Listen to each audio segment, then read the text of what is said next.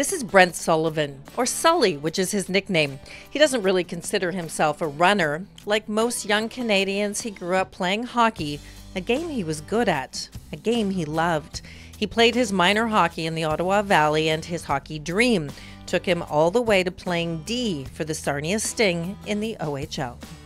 I played the game hard. I was a skilled kid growing up, but when you got to the OHL, you had to translate your game a bit, and I was on a team that had a lot of older defensemen, and so I played a physical style, and I just remember it was just about a week and a half before playoffs. I ended up trying to duck to avoid a hit, and I'm 6'3". I shouldn't be ducking, so I basically ducked right into shoulder height. And I just remember I don't really remember the shift, but I remember seeing it later on where, you could see the knees were wobbly.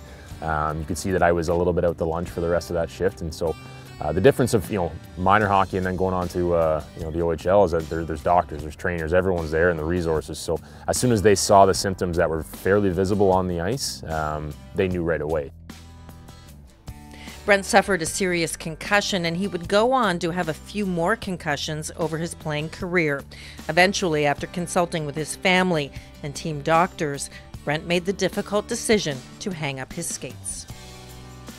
It was the dream I had lived for 20 years, and it was very hard for me to just, step away. So the stubbornness is definitely a factor. It's something that's, I still have to this day about everything in life, but knowing that I had to leave essentially, my first love was extremely difficult, and a decision I did not take lightly. Giving up a game that he loved was one thing, but the effects of the concussions were still there, and they were made even worse on a dark day in 2015. Through all these concussions, the ones that ended my career, the most difficult one I've had was from a car accident where there was really nothing I can do. My tire blew on a highway on the 400 near Vaughan, and I went into a guardrail at 100 kilometers an hour. There's nothing I can do to avoid that. So that was the one that really sent me in a downward spiral. That's the one that really took control of what everybody kind of tells you about and fears you about, is the mental health side of things, the depression, the anxiety, the social anxiety, and just things that can really consume you. I think the worst times were when the depression was really kicking me, but at the same time too, the anxiety, and I used to get panic attacks, which was quite frightening. But the worst part was just, I could see myself changing. I could see how irritable I was. I could see the mood swings. I could see how difficult I was for friends, girlfriends, family, just to deal with. And I knew that I wasn't myself. So that was about a 2-year swing where it was just dark times, struggling to get out of bed. The anxiety would keep me up at night, but then the depression would want to keep me in bed in the morning. And so it was a real tough struggle there for about 2 years. I knew I wasn't doing well, and I knew that if I didn't make a change, who knows what could have happened, right? And I'm not going to go down that sad story, but it was a picture that I saw of me that's actually been fairly viral since, of me presenting an award at our banquet, where I just saw how big I was and the bags under my eyes. And I remember somebody once guessing my age, and they guessed that I was 38. I was 26 at this time, and so that was a slap to the face too. And I just knew on a day-to-day basis that I wasn't doing well, and I was not easy to deal with. And so, okay, you can go one of two ways with this, right? You can continue to be in this dark shell, or you can get out of it. And so it just so happened to tie around the race weekend, where I started seeing people's results on Twitter and all of these things coming about. And I said, you know what?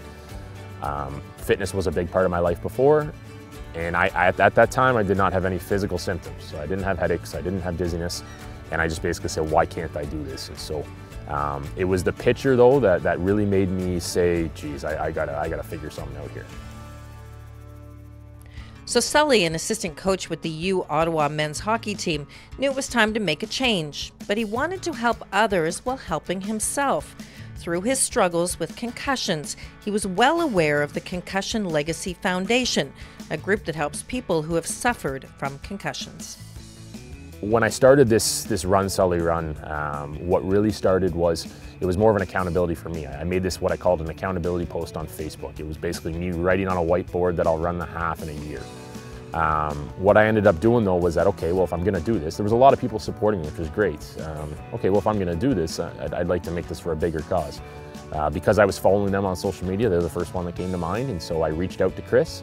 And then since then, it's grown to much bigger than I originally thought it would be. I thought it was going to be me and 20 friends supporting me, and now I'm doing interviews. So it's been quite a year, but it started off with a fairly small intent and then grew to just saying, okay, well, how can I make this bigger?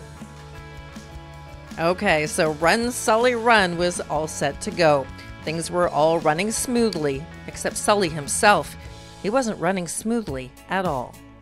Basically, when I started out this whole journey, I was not a runner at all when I started. And it was a very, very slow process, and it was humbling. It was so humbling for me to be able to accept when running for, let's say, 1 minute on, 1 minute off was terrible. And to really have to, it was a mental challenge to think, okay, 12 months in advance, or 12 months forward here, I'm gonna be running for 2 hours when I was struggling at 60 seconds. So it was a mental battle where I had to convince myself to keep going every single day. And so I think the hardest part was probably the first 2 months, where it was a very, very slow process. I ended up doing a couch to 10K training plan where it was things like run 1 minute, walk 3, and those were tough. But very fortunate, I have 2 dogs that are fantastic, that are energetic dogs that they would drag me for most of it, so I was getting out, and it made the experience just overall better. So Brent Sullivan has come a long way from his darkest days. The effects of the concussions will still linger, but Sully turned those dark times into a positive, creating awareness for the Concussion Legacy Foundation and helping himself in mind and body. It's been a very, very long, hard year. I'm sure that the second I cross that finish line, I will get hit with a lot of emotion. Just knowing how this has grown and the Run Sully Runs became bigger, and we're raising money, and it's all for a great cause. And I'm going to have a lot of supporters there. I'm going to have my family's there, my girlfriend, some of my players, people from the foundation are going to be there wearing shirts that say my name on it. So it's I can actually feel my lip quivering a bit right now. So I'm sure that when the moment hits, yeah, emotions will take me over completely.